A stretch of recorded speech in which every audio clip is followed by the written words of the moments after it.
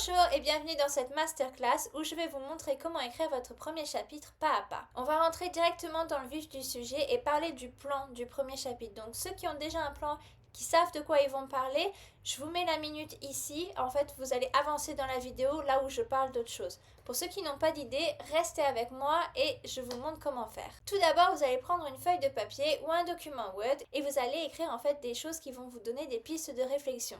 Où ça se passe, quand ça se passe et quels sont les personnages impliqués. Ces trois éléments sont indispensables pour commencer à élaborer votre plan, commencer à élaborer ce qui pourrait se passer dans votre premier chapitre. J'aimerais aussi que vous réfléchissiez au point de vue. Point de vue, en fait, ça veut tout simplement dire que vous allez employer peut-être le je ou peut-être le il, vous allez avoir accès aux pensées du personnage principal, où vous allez tout découvrir sur le moment. En fait, c'est le choix de votre narrateur. S'il est omniscient, s'il est interne ou externe, c'est très important et ça donne le ton à votre roman. Sachez que ça va être très difficile par la suite de changer de point de vue. Donc si vous en prenez un, gardez-le tout le temps. Ensuite, j'aimerais que vous divisiez votre chapitre en trois parties. Le début, le milieu et la fin.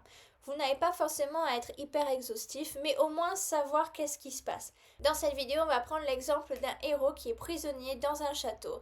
Il arrive à gruger les gardes, donc il arrive à s'échapper, mais on donne l'alerte et il se fait blesser, il a une flèche à l'épaule et tout le monde le poursuit à la fin du chapitre. Vous avez votre début, votre milieu et votre fin. C'est toujours important de savoir dans votre chapitre ce que vous allez mettre en scène et pourquoi vous allez le mettre en scène. Votre histoire doit commencer à un endroit et en fait ce moment-là que vous allez choisir pour montrer le personnage principal pour la première fois va être très important. Une chose que vous pouvez sûrement voir dans mon exemple, c'est qu'on a l'enjeu dès le début.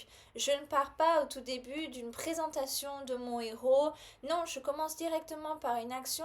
Il tente de s'échapper, il est prisonnier. Ça met en scène directement un conflit externe qui est en confrontation avec mon héros pour justement que mon héros se débatte, en fait, qu'il ait un petit peu de mal, qu'il ait des difficultés et que le lecteur puisse le découvrir. Imaginez qu'en fait j'ai fait un plan plutôt comme ça. J'ai un héros qui est prisonnier sous un château. Il veut s'échapper, il arrive à gruger les gardes. Personne ne donne l'alerte. Il n'est pas blessé, il arrive à s'enfuir. Personne ne le poursuit. Est-ce que le lecteur va se demander s'il va survivre? Est-ce que le lecteur va se demander s'il va se faire reprendre?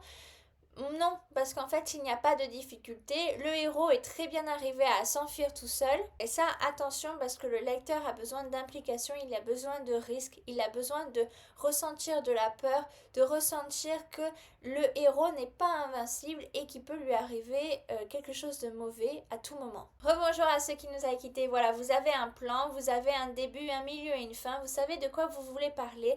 Vous savez à peu près quelle action vous voulez mettre en scène pour présenter votre personnage. Alors la particularité du premier chapitre, c'est que ça va poser l'ambiance. Imaginez-vous qu'en fait, votre lecteur, vous allez le prendre par la main et l'emmener dans votre monde.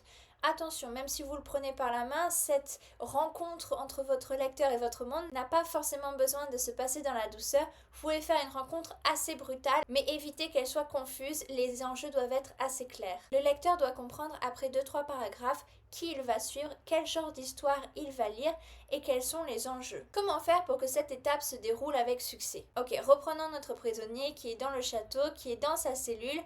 On va commencer en fait avec le détail des murs de sa cellule, les habits du geôlier, le pouvoir en place, pourquoi le roi il fait ça, pourquoi notre prisonnier il est dans cette cellule, et on va faire tout un exposé avec plein de détails parce qu'on a peur que notre lecteur ne comprenne pas que cette histoire est une fiction qui se passe au Moyen-Âge. On va bien lui faire comprendre et on va bien mettre l'ambiance. Vous vous en doutez, c'est pas du tout ça que je vous conseille de faire. Maintenant, commençons notre premier chapitre un peu différemment. Notre prisonnier, début du roman, directement dans le vif du sujet, il est en train d'enlever ses chaînes, il doit faire vite, il doit être discret. Vous pouvez décrire le geôlier qui passe, donc votre prisonnier doit s'arrêter à un moment donné et être complètement silencieux.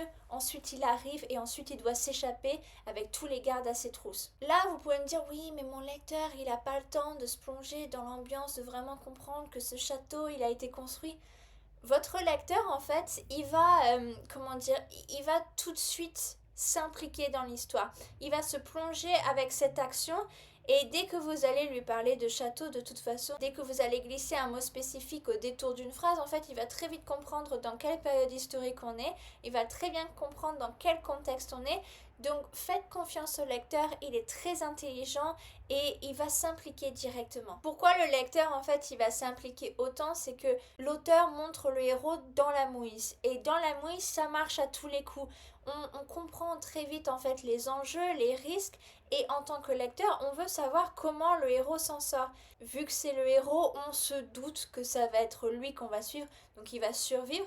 À moins que vous vouliez commencer par le meurtre dans une enquête policière. C'est un autre genre, donc oui, ça se voit complètement. Mais en tout cas, le lecteur va comprendre très très vite les enjeux et il va vouloir les suivre. Il va vouloir savoir comment ça se passe. Pour ceux qui aiment un début un peu plus lent sans partir dans des descriptions hyper détaillées du château, vous pouvez montrer au contraire votre prisonnier qui a des doutes et qui a un conflit interne en fait à s'enfuir. Il peut se dire que c'est très risqué, qu'il se fait attraper, il risque sa peau, qu'ils vont le tuer. Et montrer en fait ces doutes-là, vous allez plus montrer la personnalité du personnage. Et ça, c'est hyper intéressant parce qu'en fait, le lecteur va se dire est-ce qu'il va le faire, est-ce qu'il va pas le faire. Là aussi, vous avez l'impact, là aussi, vous avez l'attention du lecteur. Dans ces deux cas de début de chapitre, vous avez posé l'ambiance en fait sans parler de l'ambiance. Et moi, je trouve que c'est vraiment là le but d'un premier chapitre. C'est en fait, quand on vous dit poser l'ambiance, en fait, les auteurs vont se dire il faut poser l'ambiance. Donc, ok, c'est un bar glauque, il faut vraiment que je décrive l'atmosphère. Non, en fait, c'est par les actions du personnage, c'est à travers les dialogues, c'est à travers quelques phrases, oui, de description, mais qui ne s'attardent pas forcément au sujet propre. C'est une ambiance générale. Le deuxième point que je voudrais aborder, c'est l'attention du lecteur. Imaginez donc ce prisonnier, peu importe comment vous l'avez fait démarrer, mais que vous allez dire directement pourquoi il est là, ce qu'il veut dans la vie et comment il va y arriver. Et bien en fait le lecteur il avait des attentes et vous allez toutes les remplir, vous allez lui apporter toutes les réponses sur un plateau d'argent et il va se dire pourquoi j'ai besoin de lire la suite, je me doute bien qu'il va arriver à ça et il n'y a pas trop de mystère. En fait ce que vous voulez c'est donner au compte-gouttes. Ce sont ce qu'on appelle des promesses narratives. Et les promesses narratives, il y en a plusieurs catégories dans votre roman. Vous allez voir qu'il va y avoir normalement une grosse promesse narrative accompagnée de petites. Ces promesses-là, on fait en sorte en tant qu'auteur d'y répondre. Et quand vous commencez par une petite promesse narrative, c'est toujours intéressant parce que vous n'allez pas dévoiler votre intrigue principale, mais par contre, le fait par exemple qu'il est prisonnier, vous pouvez dévoiler un mystère au chapitre 2 ou au chapitre 3 sur le fait de pourquoi il est prisonnier. Ça va en fait demander au lecteur de poursuivre sa lecture pour avoir la réponse à ces questions. C'est quelque chose généralement qu'on pratique dans l'Incipit. J'ai fait une vidéo spécifique aux Incipit, mais par exemple, pensez à l'Incipit de Peter Pan. Tous les enfants grandissent, sauf un. Directement, en tant que lecteur, on se dit, comment ça? Et là, directement, en fait, on se pose la question, mais pourquoi? Comment ça, tous les enfants grandissent, sauf un?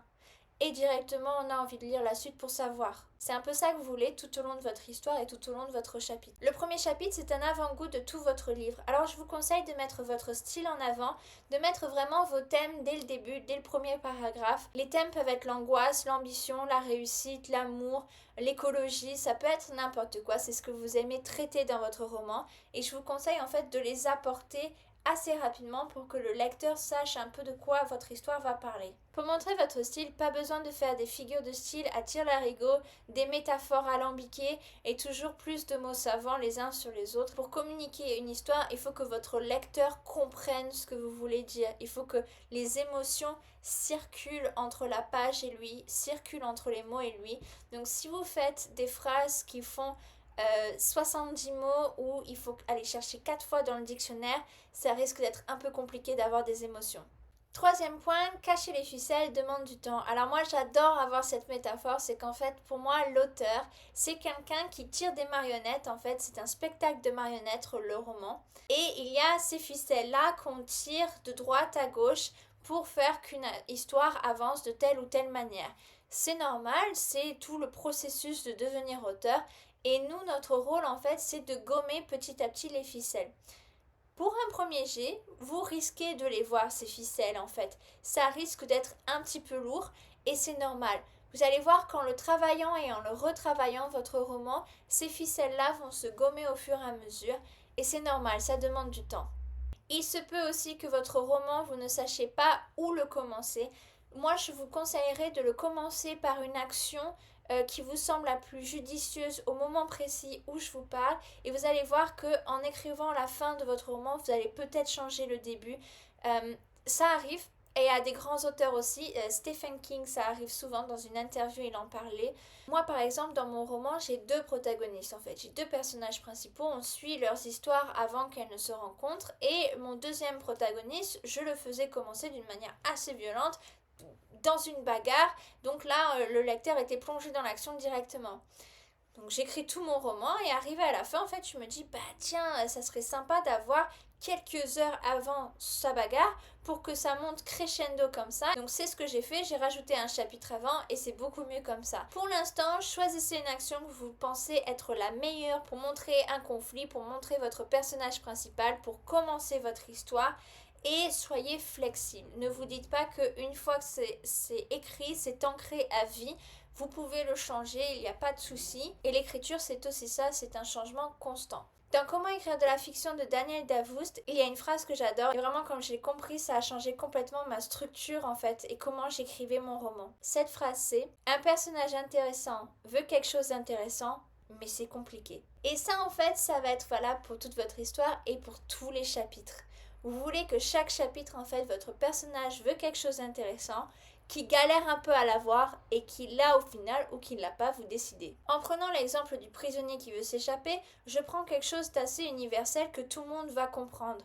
En fait, il n'y a pas besoin d'avoir de la sympathie pour quelqu'un pour comprendre qu'il est dans la mouise, il reste, qu'il est dans la mouise, il se fait prendre, et de se plonger dans l'action qui fait qu'il va s'enfuir. C'est assez facile comme entrée en matière. Cela va susciter l'intérêt de votre lecteur. Et dans votre premier chapitre, en fait, la chose intéressante que votre personnage veut n'a pas à être la chose principale de votre intrigue. Ça peut être quelque chose de plus petit. Tout ça pour dire que si jamais la chose intéressante que veut votre personnage, c'est un yaourt au caramel ou c'est de savoir où est la robe rose parce qu'elle ne trouve que la robe noire, l'intérêt va être moindre et le lecteur va pas du tout s'impliquer. Sauf si bien sûr ce caramel au yaourt va lui sauver la vie. Quelque chose d'intéressant, oui, mais il faut montrer à quel point c'est important. Par exemple, si mon prisonnier voulait avoir le pouvoir du royaume, en soi c'est quelque chose d'intéressant puisque c'est de l'ambition.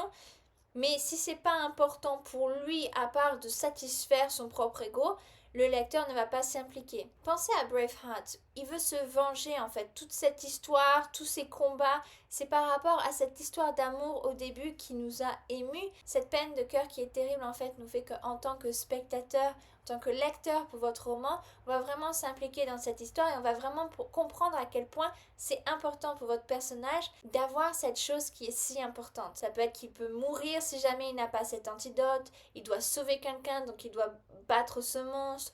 Il a fait une promesse pendant son enfance, il a atteint d'un cancer, il doit faire ceci avant de mourir. Montrez vraiment en fait pourquoi votre personnage y tient vraiment. Alors maintenant, je vais vous parler de la fin de votre premier chapitre. En fin de votre premier chapitre, c'est bien de répondre à une petite promesse narrative. Donc comme ça, il y a une récompense, c'est ce qu'on appelle. Et le lecteur se sent un peu satisfait parce que voilà, par exemple, le prisonnier, bon, il s'est échappé, il a eu sa réponse de comment il s'est échappé et est-ce qu'il est arrivé à s'échapper sans se faire prendre, oui. Mais par exemple, par rapport à la flèche dans son épaule, le lecteur va se poser d'autres questions. Est-ce qu'il va survivre? Est-ce qu'il va se faire reprendre? Donc en fait, quand vous finissez un chapitre, ne le finissez pas d'une manière tout à fait close. Laissez une porte ouverte à d'autres choses. Donc ça peut être un cliffhanger ou ça peut être juste une ambiance un petit peu malsaine, une question, un dialogue. Faites en sorte que votre lecteur veut continuer à savoir ce qui se passe pour votre personnage principal. Il a besoin en fait d'aller au chapitre 2 pour avoir la réponse au chapitre 1. Peut-être même qu'il aura besoin d'aller jusqu'au chapitre 5 pour avoir sa réponse à sa question. Faites en sorte qu'il doit continuer sa lecture. Si votre lecteur a toutes ses réponses et c'est exactement ce qui va arriver à son personnage dès la fin du chapitre 1, il n'a aucune raison de continuer. Voilà, j'espère que cette vidéo vous a aidé, j'espère que vous allez faire des super premiers chapitres. N'hésitez pas à me les envoyer si vous voulez, j'adore faire de la bêta lecture. Je pourrais vous renvoyer vos textes avec des commentaires, toujours d'une façon bienveillante bien sûr. Et n'hésitez pas à vous abonner si la chaîne vous est utile et moi je vous dis à bientôt. Ciao!